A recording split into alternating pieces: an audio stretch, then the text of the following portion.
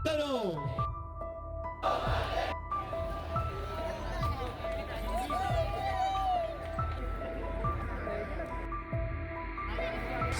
की राजधानी दिल्ली में इस वक्त हमारी मौजूदगी है। पिछले 10-15 दिनों से लगातार प्रभात खबर आपको पल पल की अपडेट बता रहा है।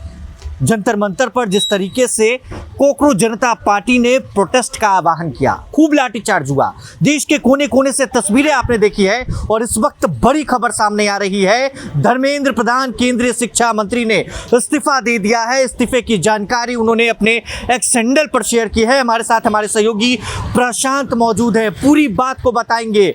उस लेटर में क्या क्या लिखा है, बिहार और देश के युवा, झारखंड के युवा, दिल्ली के युवा कोने कोने से जंतर मंतर आ रहे हैं। लेकिन बड़ी खबर है, धर्मेंद्र प्रधान ने इस वक्त इस्तीफा दे दिया है। उस लेटर में क्या क्या है, लेटर की कॉपी आपकी स्क्रीन पर चल रही है। प्रशांत बताते चले आखिर क्या क्या है। धर्मेंद्र प्रधान ने अभी कुछ 14 मिनट पहले ट्वीट करा है, मेरे युवा साथियों, मैं पिछले 4 दशकों से अधिक समय से छात्र, शिक्षक और शिक्षा सुधार के लिए समर्पित रहा हूँ। मेरा सदैव यह विश्वास रहा है कि सशक्त, समावेशी और दूरदर्शी शिक्षा व्यवस्था की सशक्त राष्ट्र की आधारशिला होती है। मैं देश के युवाओं की आकांक्षाओं, भावनाओं और उनकी न्योचित अपेक्षाओं का गहरा सम्मान करता हूँ। भारत की युवा पीढ़ी के सपनों को साकार करना हम सभी के राजनीतिक एवं सामाजिक जीवन की नैतिक संकल्प रहा है। आदरणीय प्रधानमंत्री जी के दूरदर्शी नेतृत्व में राष्ट्र की सेवा करना का जो अवसर मुझे प्राप्त हुआ है, उसके लिए मैं प्रधानमंत्री जी का आभार व्यक्त करता हूँ।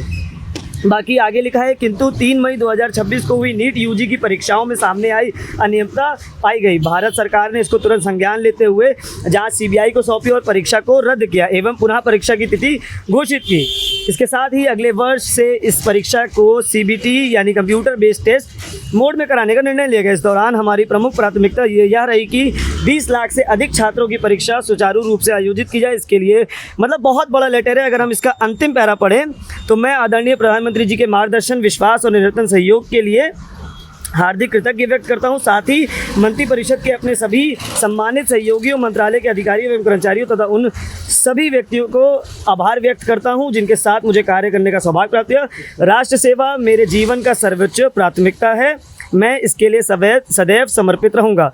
पुनः प्रभु श्री जगन्नाथ जी के आशीर्वाद से मैं भविष्य में भी भारत, उड़ीसा की जनता तथा देश के युवाओं की आकांक्षाओं की पूर्ति के लिए हर संभव स्वयं को समर्पित रखूंगा। आपका धर्मेंद्र प्रधान। 47 मुझे याद है 47 एनटीए के कर्मचारियों को सस्पेंड किया गया था, बर्खास्त किया गया। और आज जब हम इस वक्त देश की राजधानी में खड़े हैं और थोड़ी देर पहले ये खबर आई, सीजेपी के जितने भी वर्कर्स हैं, प्रोटेस्टर्स हैं जो जंतर मंतर पर इस वक्त मौजूद है, उनमें तो एक बात तो समझ में आ गई कि उन्होंने सरकार को झुका दिया। जी देखिए, ये पहले से ही लग रहा था। जिस दिन प्रधानमंत्री ने ट्वीट करा कि उन्होंने इस पर संज्ञान लिया है, उन्होंने फास्ट ट्रैक कोर्ट का वादा किया कि संसद में भी इस पर बात होगी, उसके बाद उनका रात को वीडियो आया, उसके बाद अगले दिन भी आया।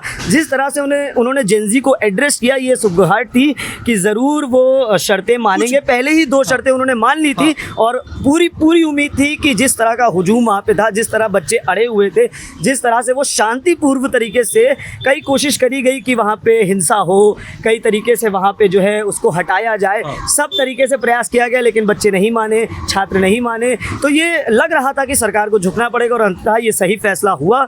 बाकी रोहित आप बताइए। बिल्कुल, अब देखिए थोड़ी देर के बाद जंतर मंतर पर क्या माहौल है, कैसी स्थिति है, छात्रों में कितनी खुशी है। सुकी सरकार को बैकफुट पर लाकर उन्होंने खड़ा कर दिया है। 1 महीने से ज्यादा के वक्त से सोनम वांगचुक और सीजेपी के तमाम प्रोटेस्टर प्रोटेस्ट कर रहे हैं। मगर थोड़ी देर के बाद हम आपको पूरी तस्वीरें दिखाएंगे, ग्राउंड रिपोर्ट्स दिखाएंगे। बने रहे प्रभात खबर डिजिटल के साथ। बहुत बहुत शुक्रिया। प्रभातखबर.com, विश्वास वही, रफ्तार नहीं।